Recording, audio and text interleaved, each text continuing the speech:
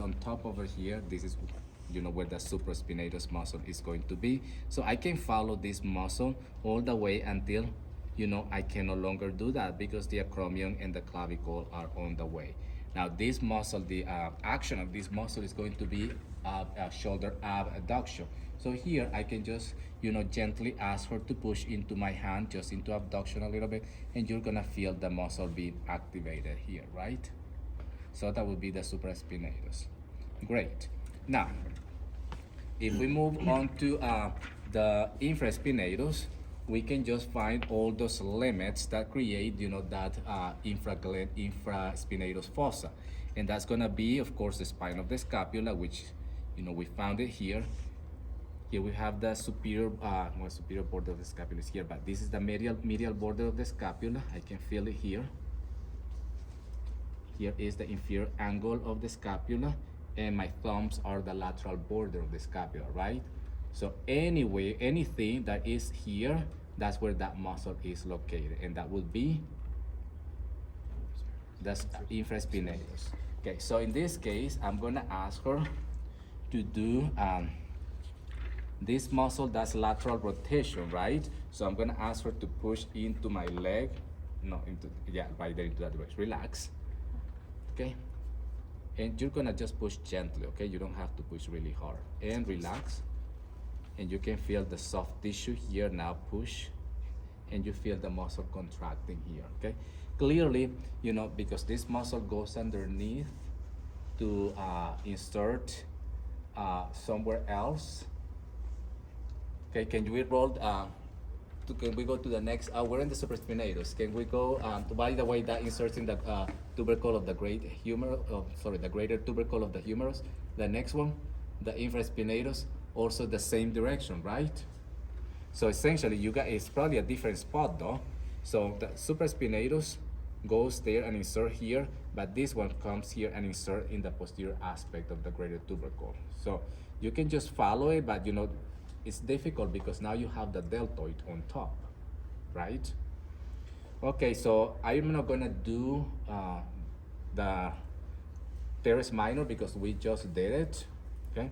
But we can now work in supine for the pectoral, sorry, not for the pectoralis, for the subscapularis, okay? And I'm gonna work on this arm here. So what we need to do here is just to get the arm into abduction, right?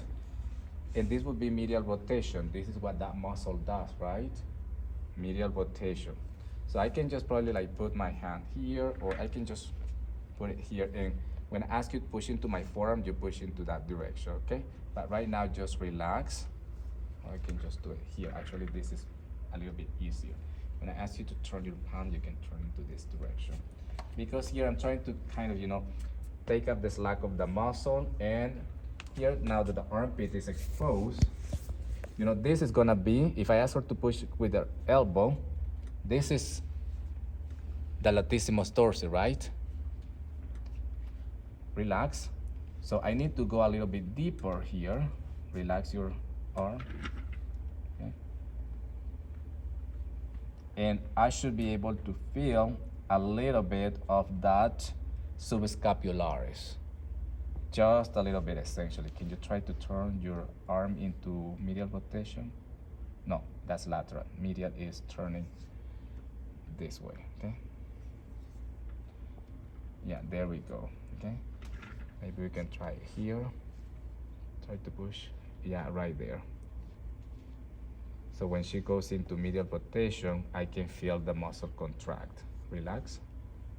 And you're just gonna try to move into this direction, okay?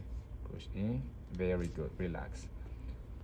And push in, and relax. So I feel in the tip of my fingers that are right there, like I should feel that the ribs are kind of on top of my fingernails, and my finger pads. Those are the ones that are just contacting just the lateral edge, essentially, of the subscapularis.